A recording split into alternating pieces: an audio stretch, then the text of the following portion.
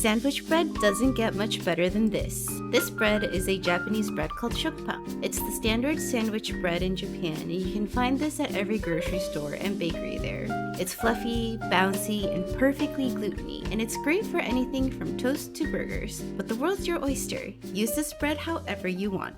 The thing that makes this bread so special is a starter called Yudane. It roughly translates to boiling water starter and is comprised of bread flour and, you may have guessed it, boiling water. To make it, we used 62.5 grams of bread flour and 50 grams of boiling water. We'll just mix these together in a heat-safe bowl. In my short, I referred to the effects of the Yudane as gastronomical magic, and I still stand by that. That said, I did look into what makes it so magical, and it turns out that by cooking the flour with the boiling water, the starches gelatinize and make it hold more moisture. That makes the bread softer and fluffier and apparently more shelf-stable, which is a neat additional feature. Yudane is a bit different from other starters, like a sourdough starter or a Polish for German bread, because this isn't a fermented starter. Honestly, it's really not as much of a starter as it is more of a roux, but because of this, we don't have to wait around for too long like we would for a fermented starter. The finished Yudane will be ready to use in about an hour, so let's cover this up and let it rest. While we wait for our starter to rest, let's talk about some tools I recommend for making this bread.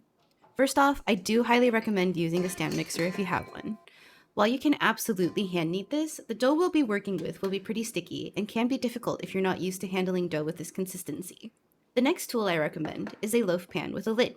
This is the one I got off of Amazon that I'll be using today, which measures 9 by 4 inches and has the slide-on lid. We'll also need a rolling pin of some sort. You can use something like a wine or liquor bottle that's the same width for most of its length. Just make sure to clean it before using it. Another tool that is super handy is a bench scraper like this one. It'll help us work and move our dough, and you can find these for around $5 on Amazon. The final and most crucial tool is a kitchen scale. Weight is the best way to ensure consistent results with baking, so today I'll be using this one that I used for baking and making coffee. I'll add Amazon links to all these tools that I'm using in the description box below. Now that we've got all our tools in place, let's prep the rest of our ingredients. Even though this is a Japanese bread, all the ingredients are super common in any American grocery store. We'll be needing 175 grams of lukewarm water, 4 grams of yeast, 22.5 grams of sugar, 250 grams of bread flour, 4 grams of salt, 31 grams of softened butter, and our Yudane starter that we made earlier. We're going to be adding in our ingredients in 3 phases, and I'll explain why in just a few minutes. For now, let's start off by adding our lukewarm water, sugar, yeast, and bread flour to the bowl. We're going to have our stand mixer do a little mix-in on the lowest setting just for a few seconds.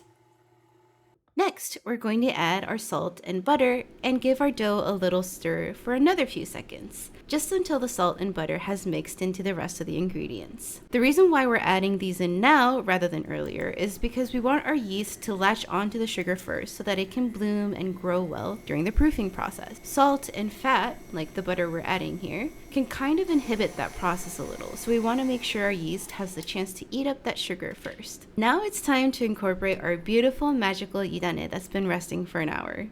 We're going to take this squishy blob and tear it into little pieces and randomly scatter them over our dough. Now with all our ingredients added, it's time to place our trust in our dough and the stand mixer and let this knead for a surprising amount of time. We're going to let this go for a whole 25 minutes. It sounds like a long time, which to be fair, it absolutely is. But that's how long it takes for this bad boy to really come together. So we're gonna look past our trust issues and give this dough the time that it needs. We're about 5 minutes in, so we're going to take a second to scrape down the sides of the bowl just to make sure everything gets mixed consistently. I recommend doing this 2 more times, once at the 10-minute mark and one last time at the 15-minute mark. Now that it's been going for about 18 minutes, let's check to see how our dough is doing. You can see that the dough is starting to come together, but there's actually a way to check if the dough is really as stretchy and gluten-y as we want it to be. And it's called the window pane test. It's where you pinch the dough with both hands and stretch it out to see if you can make a window pane, just like this. If it tears, it means that the gluten isn't stretchy enough and needs more kneading. Our window pane tore, so we're gonna let this knead for a few more minutes and check back in again. Now we're at the 25-minute mark. Let's do another window pane test. And it looks like our dough is just about ready. Now that our dough is perfectly stretchy and smooth, it's time to let it rest in a warm place until it's doubled in size.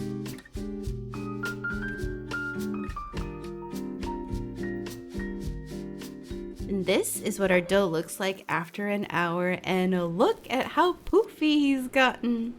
Unfortunately, we need to unpoof it a little so that we don't have any crazy big holes in our final loaf.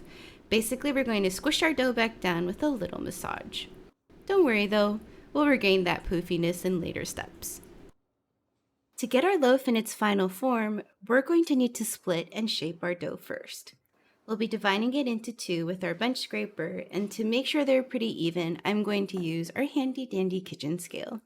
You can totally eyeball it, I just don't trust mine. I've had horrible eyesight for as long as I can remember.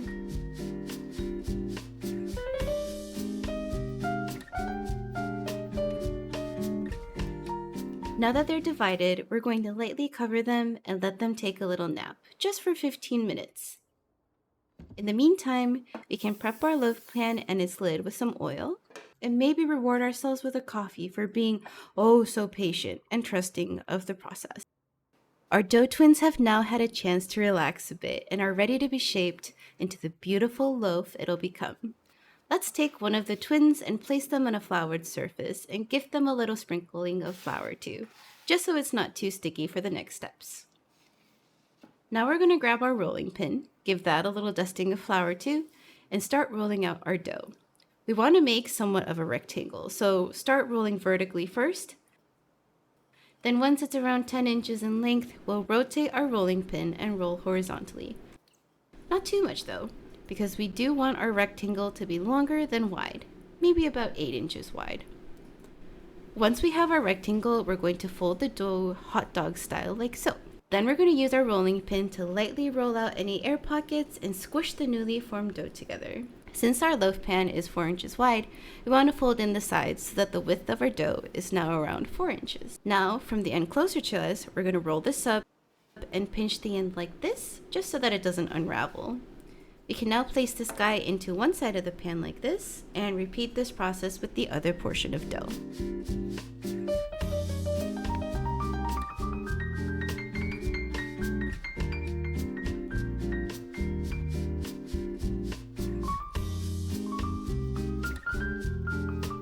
With both our doughs shaped and nestled into the pan, it has to squeeze one last beauty rest in before we can bake our loaf. Just like earlier, we're going to place our loaf pan in a warm place until the dough doubles in size and fills up the pan. While our dough is taking a snooze, we're going to preheat our oven to 390 degrees Fahrenheit with the oven rack in the middle. We've let our dough rest now for about an hour, and you can see that our loaf is really starting to look its part. Once the top of the loaf reaches about ½ an inch or 1 centimeter below the rim, we can slide the lid on the pan and let this bake for around 25 to 30 minutes. The amazing, sweet, yeasty aroma of baking bread has filled up this kitchen, and I cannot wait to taste our bread. As we open our pan, we can see just from the top how beautifully golden this loaf is. But let's take it out of the pan onto a cooling rack. Now I know it's super tempting to dig into this right out of the oven, but let's give it 15 minutes to rest to lock in all its moisture and goodness. We'd honestly probably burn ourselves if we ate it now anyways. Alrighty y'all, it's time. It's finally time for us to get a taste of this beautiful golden loaf. As I pull apart this bread, you can see just how gluten-y this bread is. It's soft and pillowy with a beautiful fine crumb, but it also has good structure. And the taste? It's weedy, light, with a touch of sweetness. It's absolutely heavenly. While this takes a lot of time and patience, the end result is really worth the effort. If you enjoyed this video, I'd appreciate it if you could drop a like and hit that subscribe button if you're new here. If you tried this recipe, leave a comment down below on how it went for you. This has been Duchess Dines, and thank you for dining with me.